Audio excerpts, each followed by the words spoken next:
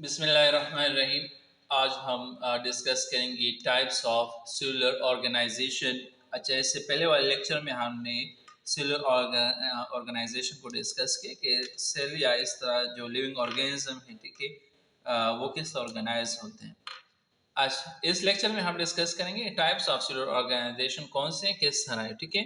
इसमें जो first type है दैट इज यूनिसेलुलर ऑर्गेनाइजेशन, मतलब सेल किस ऑर्गेनाइज होते हैं और किस तरह काम करते हैं, ठीक है। इसको हम सेलुलर ऑर्गेनाइजेशन कहते हैं। जो फर्स्ट टाइप है that is unicellular organization. Unicellular organization जो है इसका मतलब क्या है? Those organism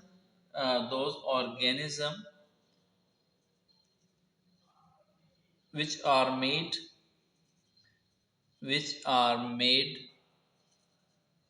from one cell, uh, in capable of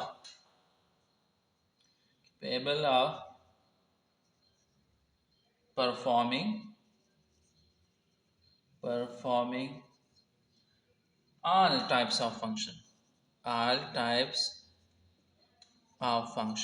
क्या मतलब इस बात का? इस बात का ये मतलब है कि अगर एक ऑर्गेनिज्म जो है वो एक सेल से बना हो, ठीक है, वन सेल से वो बना हो, और वो लाइफ के लिए जितने भी रिक्वायर्ड परफॉर्मेंस है, ठीक है, या जिंदगी के लिए जितने भी ज़रूरी काम है वो सब कर सकता हो, ठीक है। तो इसको हम कहते हैं यूनिसेलुलर ऑर्गेनाइजेशन। अगर एक ऑर्गेनिज्म जो है वो एक सेल से बना हो तो इसे हम यूनिसेलुलर ऑर्गेनिज्म कहते हैं। और लाइफ एक्टिविटी से क्या मतलब है? लाइफ एक्टिविटी से है कि अगर वो डाइजेशन भी कर सके, ठीक है, डाइजेशन भी कर सके, रेस्पायरेशन भी कर सके, रेस्पायरेशन, ठीक है, मतलब गैस एक्सचेंज भी कर सके, इसके अलावा एक्सक्रीशन भी कर सके, एक्सक्रीशन, ठीक है। लाइफ के लिए जो नेसेसरी फंक्शंस है वो सब कर सके, ऑलमोस्ट रिप्रोडक्शन भी कर सके। रिप्रोडक्शन जो है ये भी एक इम्पोर्टेंट फिनोमेना है, ये भी कर सकें। तो इस किस्म के ऑर्गेनाइजेशन को हम कहते हैं यूनिसेलुलर ऑर्गेनाइजेशन। आज इसमें एक और इम्पोर्टेंट पॉइंट ये है कि ये ऑर्गेनिज्म जो है दे आर इंडिपेंडेंट तौर पे अपनी लाइफ जो है वो गुजार सकते हैं, ठीक है, इंडिपेंडेंट लाइफ गुजार सकते हैं। मतलब इन फंक्शन के लिए वो किसी पे डिपेंडेंट नहीं होते। तो इस वजह से इसको हम यूनिसेलुलर ऑर्गेनाइजेशन कहते हैं। एग्जाम्पल के तौर पे अमीबा जो है वो एक सिंगल सेल ऑर्गेनिज्म है। डाइजेशन भी कर सकता है, रेस्पायरेशन भी कर सकता है, एक्सक्रीशन भी कर सकता है, रिप्रोडक्शन भी कर सकता है, ठीक है। तो इस वजह से मूवमेंट भी कर सकता है।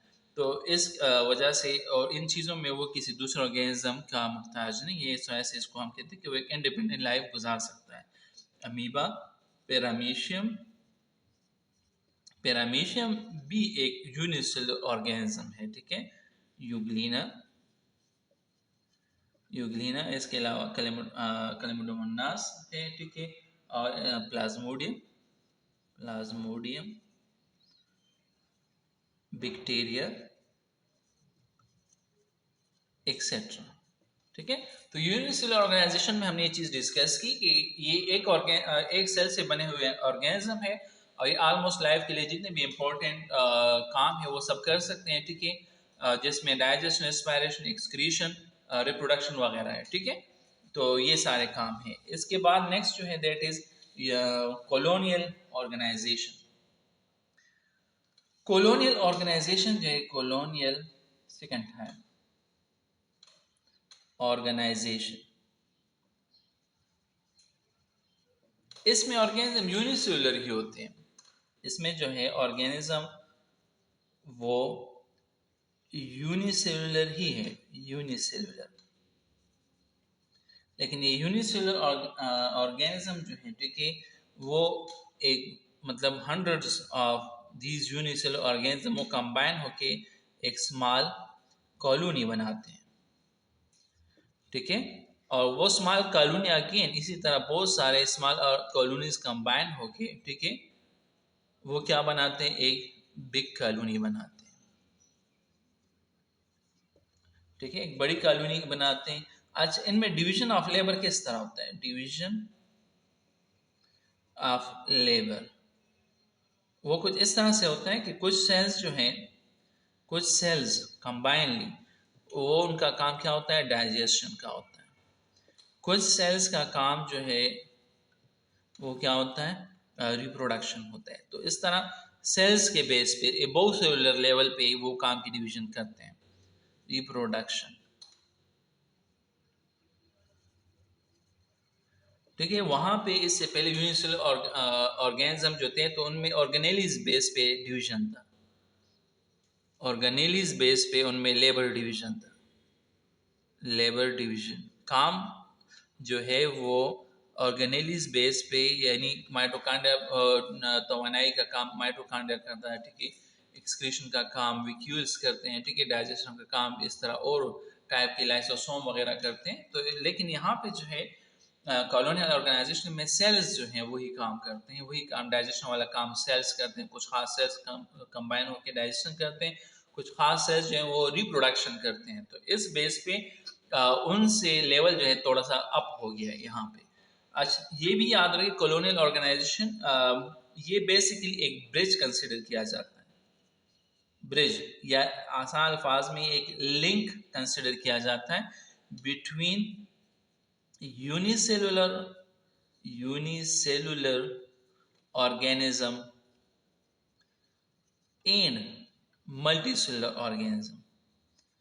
मल्टीसेलुलर ऑर्गेनिज्म, कॉलोनियल ऑर्गेनाइजेशन के मुतालिक एक और पॉइंट वो भी नोट कर लें कि इनमें डिपेंडेंसी मौजूद है। दे आर डिपेंडेंट, ठीक है। वो एक दूसरे पे क्या होते हैं? डिपेंडेंट होते हैं, लेकिन इतनी ज़्यादा भी नहीं जिस तरह मल्टी सेलुलर में वो डिपेंडेंसी हो, ठीक है। कभी कभार ये इंडिपेंडेंट लाइफ भी गुजार सकते हैं, ठीक है, लेकिन ये प्रेफर करते हैं कॉलोनियल ऑर्गेनाइजेशन को। एग्जाम्पल क्या है? एग्जाम्पल है वॉल्वॉक्स की। वॉल्वॉक्स जो है ये एक यूनिसेलुलर अलगा है, यूनिसेलुलर एलजी, लेकिन है तो यूनिसेलुलर, लेकिन ये कॉलोनी के फॉर्म में रहता है। ये एक कॉलोनी के फॉर्म में रहता है।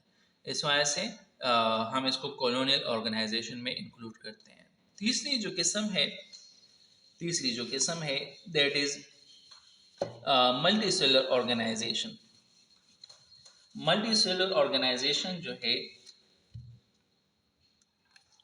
मल्टी सेलुलर ऑर्गेनाइजेशन, इसका मतलब ये है तीसरी किस्म कि मुख्तलिफ़ किस्म के सेल्स जो है वो कंबाइन होकर टिश्यू बनाते हैं। टिश्यूज़ फिर ऑर्गन्स, ऑर्गन्स फिर ऑर्गन सिस्टम, और ऑर्गन सिस्टम फिर ऑर्गेनिज्म।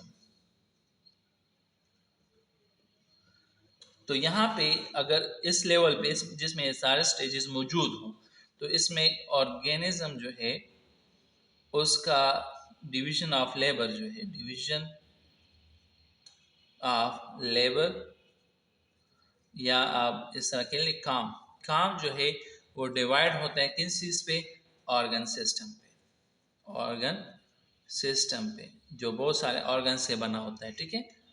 ऑर्गन सिस्टम पे किस तरह डिवाइड होता है? For example let's suppose in case of human, human एक मल्टी सेलुलर ऑर्गेनिज्म है। आप फ्रॉग को भी ले सकते हैं, ठीक है, कोई और मल्टी सेलुलर ऑर्गेनिज्म को भी ले सकते हैं। इसमें डाइजेशन के लिए क्या चीज़ मौजूद है? Digestive system. डाइजेस्टिव सिस्टम जो है वो इसके लिए मौजूद है। रेस्पायरेशन के लिए रेस्पायरेटरी सिस्टम मौजूद है। रेस्पायरेटरी सिस्टम, ठीक है। इसके अलावा एक्सक्रीशन के लिए एक्सक्रीटरी सिस्टम मौजूद है। एक्सक्रीटरी सिस्टम, इसके अलावा nervous system, nervous system, circulatory system, और सर्कुलेटरी सिस्टम के अलावा यूरिनरी सिस्टम, रिप्रोडक्टिव सिस्टम, ये सारे सिस्टम क्या है, मौजूद हैं। ठीक है, तो जब ये सारे सिस्टम उसके लिए मौजूद हैं तो काम इन पे डिवाइड होता है, इन सिस्टम्स पे। अगर एक ऑर्गेनिज्म जो है वो सिंपलेस्ट हो तो वहां पे डिवीजन ऑफ लेबर टिश्यूज पे होता है।